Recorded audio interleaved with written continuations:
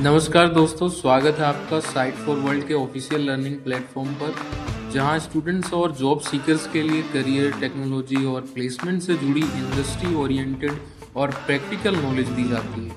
अगर आप अपनी स्किल्स को नेक्स्ट लेवल तक ले जाना चाहते हैं तो आप बिल्कुल सही जगह पर आए हो। चलिए शुरू करते हैं आज का इम्पोर्टेंट सेशन। नमस्ते स्टूडेंट्स। डीप न्यूरल नेटवर्क्स को ट्रेन करना एक साइंस भी है और एक आर्ट भी। कभी कभी सब मक्खन की तरह चलता है और कभी कभी हम घंटों तक एक ही प्रॉब्लम में अटके रहते हैं। आप रेडी हो? फोकस मोड ऑन है ना? चलिए आज इस पूरे प्रोसेस को डीकोड करते हैं और वो प्रैक्टिकल सोल्यूशन समझते हैं जो एक्सपर्ट्स यूज करते हैं। Let's start. हम सब इस फ्रस्ट्रेशन से गुजरे हैं कि मेरा न्यूरल नेटवर्क सीख क्यों नहीं रहा। मॉडल को ट्रेनिंग पे लगाया और लॉस वैल्यू बस एक जगह आकर रुक गई है। आपके साथ भी हुआ है ना ऐसा? ये एक बहुत कॉमन प्रॉब्लम है और अच्छी खबर ये है कि इसके पीछे के कारण अक्सर हम समझ सकते हैं और ठीक भी कर सकते हैं। इस पूरी समस्या की जड़ है ग्रेडियंट्स। देखो, ट्रेनिंग के टाइम इंफॉर्मेशन नेटवर्क में पीछे की तरफ जाती है, जिसे हम बैक प्रोपगेशन कहते हैं। पर जैसे जैसे ये इंफॉर्मेशन शुरू की लेयर्स तक पहुंचती है, इसका सिग्नल या तो इतना कमजोर हो जाता है कि सुनाई ही ना दे, या इतना लाउड हो जाता है कि सब गड़बड़ हो जाए। नतीजा, बेचारी शुरू की लेयर्स ठीक से सीख ही नहीं पाती।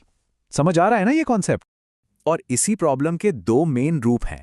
पहला है वैनिशिंग ग्रेडियंट्स, जहां सिग्नल लिटरली गायब हो जाता है, और दूसरा है एक्सप्लोडिंग ग्रेडियंट्स, जहां सिग्नल बेकाबू हो जाता है। यही दो मुख्य चैलेंजेस हैं जो डीप नेटवर्क्स की ट्रेनिंग को इतना मुश्किल बनाती हैं। चलो इसे थोड़ा आसान भाषा में समझते हैं।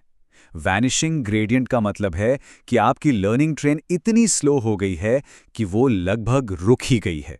और एक्सप्लोडिंग ग्रेडियंट का मतलब है कि आपकी लर्निंग ट्रेन इतनी अनस्टेबल हो गई है जैसे पटरी से ही उतर गई हो। तो एक लर्निंग को रोक देता है और दूसरा उसे बेकाबू कर देता है। क्लियर हुआ ना इन दोनों का डिफरेंस? बहुत इंपॉर्टेंट है ये। ओके, तो प्रॉब्लम तो समझ आ गई। अब सोल्यूशन की बात करते हैं, राइट? इसे ठीक करने का पहला तरीका मॉडल के डिजाइन यानी उसके आर्किटेक्चर में ही छुपा है। और इसकी शुरुआत होती है एक बहुत ही बेसिक कदम से, इनिशियलाइजेशन। बेसिकली ट्रेनिंग शुरू होने से पहले नेटवर्क के वेट्स की स्टार्टिंग वैल्यू क्या होगी, ये पहला डोमिनो है।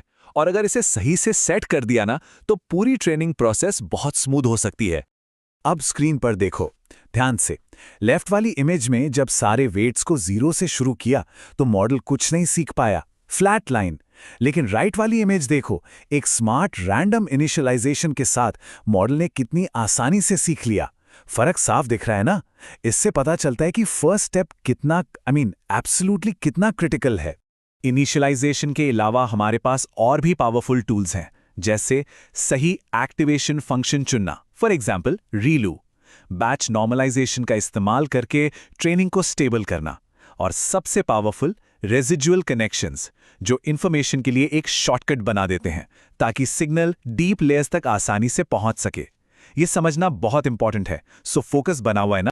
एक अच्छा मॉडल डिजाइन तो सिर्फ आधी लड़ाई है, अभी पिक्चर बाकी है। अब हम ट्रेनिंग प्रोसेस को कंट्रोल करने वाले हाइपर पैरामीटर्स पर फोकस करेंगे, जो डिसाइड करते हैं कि मॉडल कितनी अच्छी तरह से सीखेगा।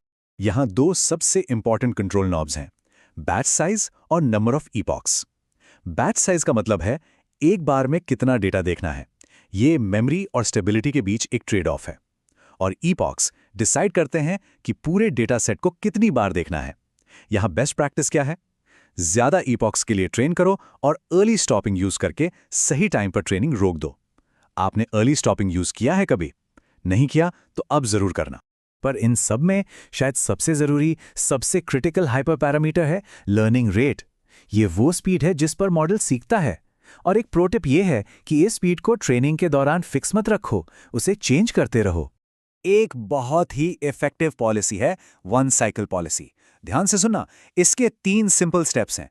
पहले लर्निंग रेट को धीरे धीरे बढ़ाओ एक मैक्सिमम वैल्यू तक, फिर उसे वापस धीरे धीरे घटाओ, और आखिर में फाइन ट्यूनिंग के लिए उसे और भी कम कर दो। Simple right? इसको नोट किया? ये इंटरव्यू में भी पूछ सकते हैं।